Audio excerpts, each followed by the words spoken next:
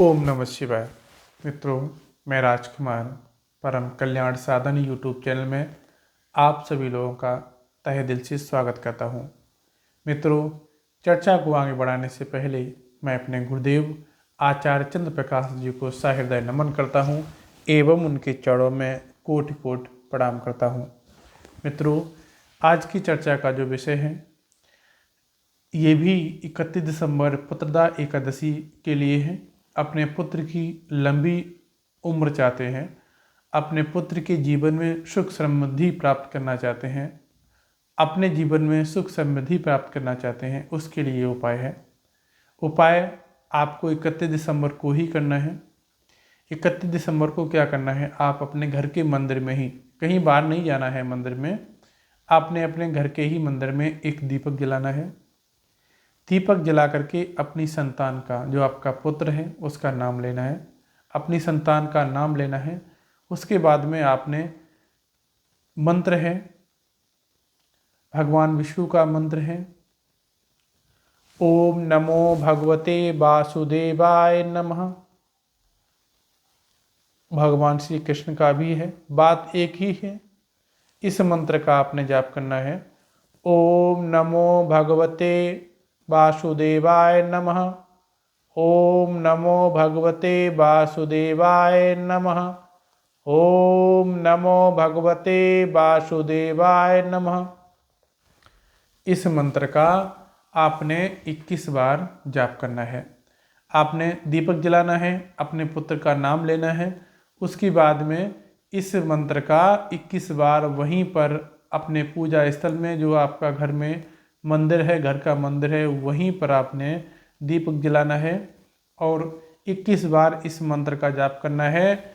और आपने लेना है थोड़ा सा पीला कपड़ा लेना है और 11 अक्षत यानी चावल आप इस बात का ध्यान रखें, किसी तरह से खंडित नहीं होना चाहिए, साबुत चावल होने चाहिए। 11 अक्षत लेने हैं और लेनी है एक हल्दी की गांठ और 11 अक्षत लेने हैं।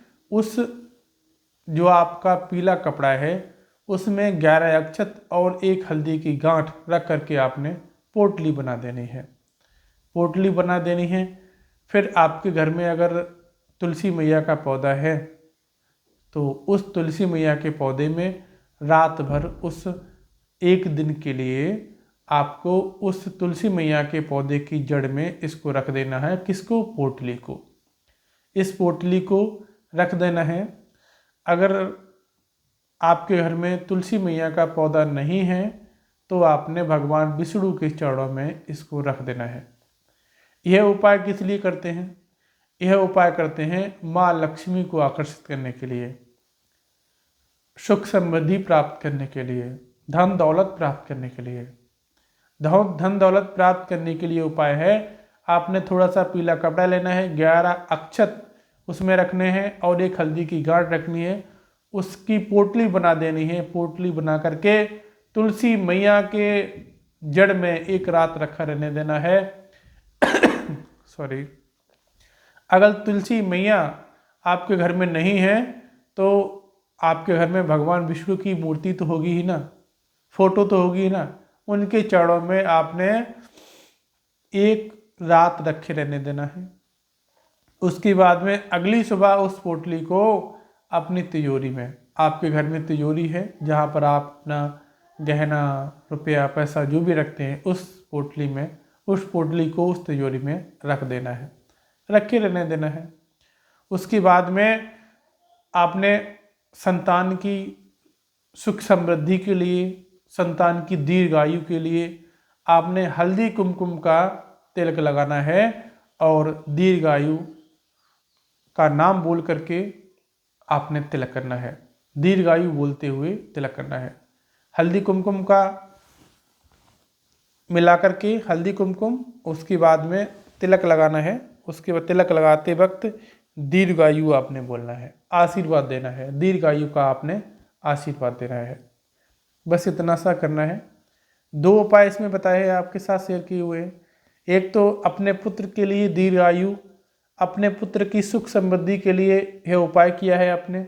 उसके बाद में दूसरा है माँ लक्ष्मी को आकर्षित करने का उपाय किया है, जो पोटली वाला है।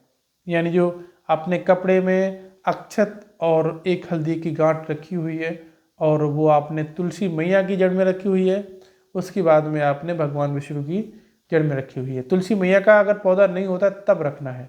अगर तुलसी मैया का पौधा मिल जाता है तो ठीक है, नहीं है फिर आप भगवान विष्णु के चरणों में रखते हैं। उसके बाद में उसको आप कहाँ रखते हैं? अपने तिजोरी में रखते हैं और हल्दी कुमकुम का अपने बच्चे की तिलक लगा करके उसे दीर्घायु का आशीर्वाद देते हैं। इतना सा आपने कर लिया। अब आगे फिर सावन में करना है, फिर पौष में करना है, सावन में करना है, पौष में करना है। ऐसा आप करते हैं तो आपके बच्चे की बुद्धि बहुत बुद्धिमान होता है, बुद्धि प्रखर हो जाती है और वो कहीं न कहीं ज़रूर सिलेक्ट हो जाता है, किसी अच्छी जॉब में सिलेक्ट हो जाता है। और आप अपने बच्चे के लिए इतना तो कर सकते हैं ना। पौतदा एकादशी इसीलिए आती है, अपने बच्चों की सुख समृद्धि के लिए आपको उपाय करना है और आपने अपने बच्चे को तिलक अवश्य लगाना है, दीर्घायु को आशीर्वाद अवश्य देना है। आपके बच्चे का भविष्य उज्जवल होगा और आप अपने बच्चे की भविष्य के लिए भगवान विष्णु के सम्मुख बैठ करके आप कामना कर रहे हैं, भगवान वासुदेव के पास बैठ करके कामना कर रहे हैं, तो भगवान वासुदेव की कृपा से आपके बच्चे का भविष्य अवश्य उज्जवल होगा। उसका भविष्य बहुत उन्नति की तरफ बढ़ेगा। बस मैं इन्हीं शब्दों के साथ अपनी वाणी को विराम देता हूँ। मिलता हूँ अगले वीडियो में, तब तक के लिए ओम नमः शिवाय।